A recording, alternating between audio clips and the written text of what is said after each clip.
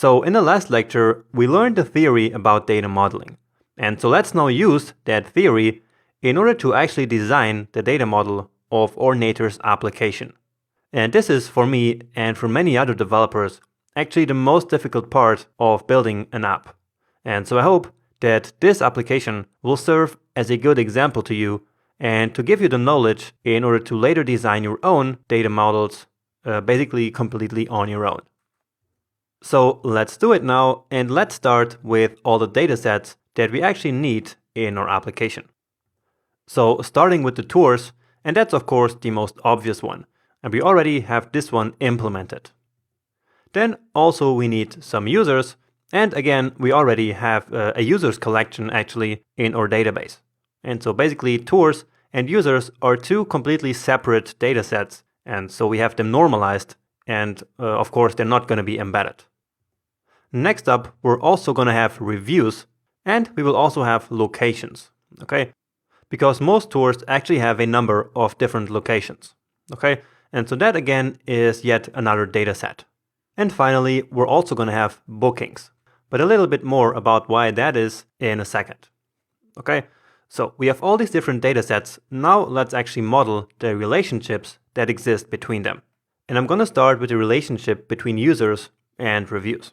And this relationship is clearly a one-to-many relationship because one user can write multiple reviews, but one review can only belong to one user. And the parent in this relationship is clearly the users and the child the reviews. Because again, it's the parent, so the users in this case, who can be related to many reviews, but one review can only be related to one user. Anyway, I chose to model this relationship using parent referencing. And that's because a user can write a lot of reviews, and also because we might actually need to query only for the reviews on their own. So the data access pattern is really important to take into consideration in this particular relationship. Now, about the kind of referencing that we're going to use, it is parent referencing. So basically the review keeping a reference of the user. So keeping an ID basically. And that is, as you already know, because we do not want to allow arrays to grow indefinitely. And that might be the case if a user writes tons and tons of reviews. Okay? Also, it's nice to have the review knowing who actually wrote it. Okay? And so having the user ID right on the review will allow us to do just that. Alright, next up, let's take a look at the relationship between tours and reviews. And this one is actually very similar. So again, it's a one-to-many relationship where one tour can have multiple reviews, but one review can only be about one tour, right? So that's the way it makes sense. And so we're actually going to model it in the exact same way as the user reviews relationship. So again, parent referencing, so that in the end, the reviews end up with a tour ID and a user ID. And so then, once we query for reviews, we always know exactly, great, so let's now talk about the relationship between tours and locations. So as I mentioned earlier, each tour is going to have a couple of locations. So for example, the park camper will basically stop in like 3 or 4 national parks. And so each of these national parks is going to be one location, right? And so each tour will basically have a few locations. Now, following that example, one of these national parks might also be part of one of the other tours. And so basically, this relationship here is a few-to-few relationship. And we called these relationships many-to-many before, but we still can also call them few-to-few or a ton-to-a-ton. And so I called them few-to-few because each tour is only going to have like 3-4 locations, but not really like 100, okay? And again, each of the locations can also be part of another tour. Now, this could be a good example for actually implementing two-way referencing. So basically normalizing the locations into its own data set, right? But instead, I'm actually going to denormalize the locations, so to embed them into the tours. And that's actually for multiple reasons. First, because there are only so few locations. Also, we will not really gonna access the locations on their own. And finally, these locations are intrinsically related to the tours. Because really, without locations, there couldn't be any tours, right? So these datasets belong closely together. And so I chose to embed locations into tours and not create yet another collection for these, right? So we will have one collection for tours, one for users, and a bit later we will also create a new collection for the reviews, all right? But not for locations again, because these will be embedded into the tours. Okay, and next up, there's also a relationship between the tours and the users. And that's because we're going to have tour guides in the tours. And these tour guides will actually be users. So remember how we actually gave users a role in our Mongoose schema. And the possibilities there contained the guide and lead guide. Remember? And so there's going to be a relationship between these types of users and the tours.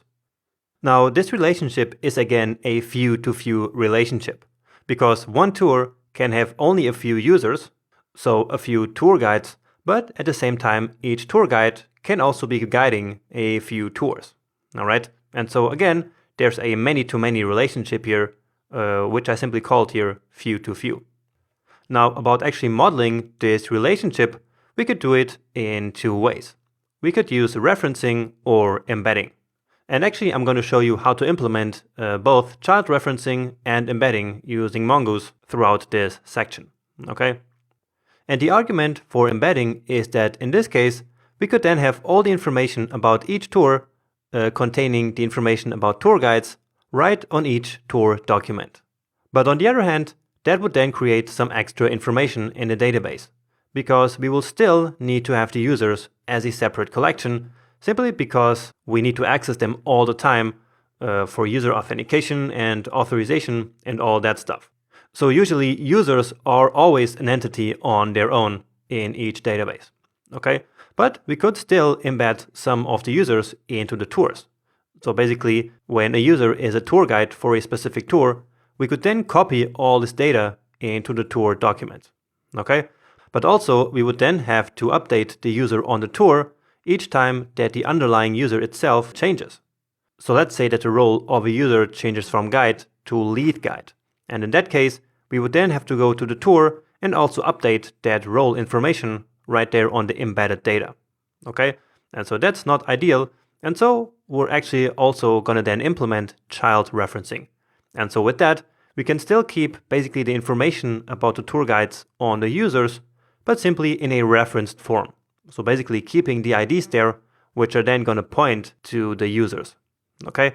And of course, we could also use two-way referencing, so also keeping an ID of the tour right on the user, but I think that's a bit too much for this kind of small example, because not all users will actually need an ID of the tour, because not all users are tour guides.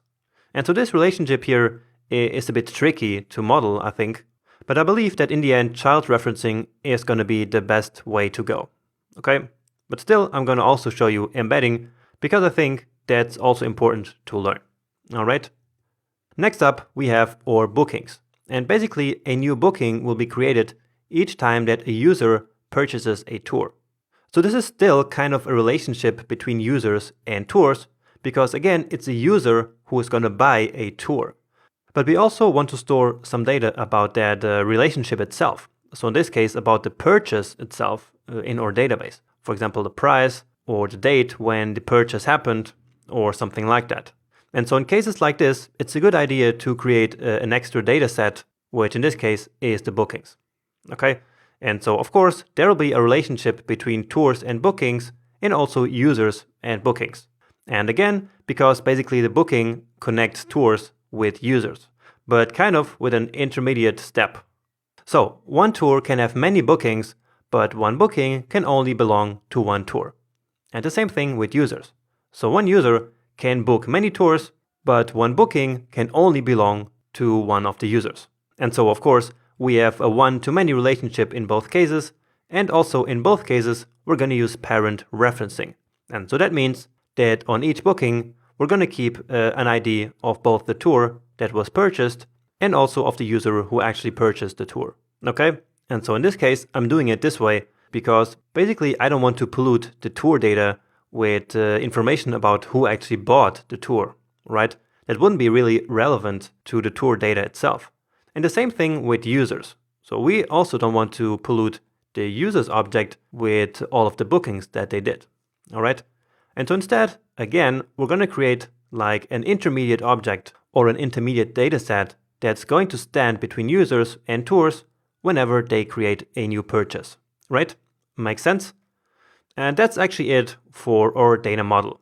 And of course, this now looks kind of abstract, but once we start implementing it, it's going to be very helpful to have all of our ideas organized into something like this. So whenever this data model that we're going to implement throughout this section is becoming a bit confusing to you, then just reference back to this slide. Or you can maybe even print it out if that makes it easier for you. So this is our data model in theory. And now throughout the rest of the course, I will give you the tools to actually model the data using the Mongoose library.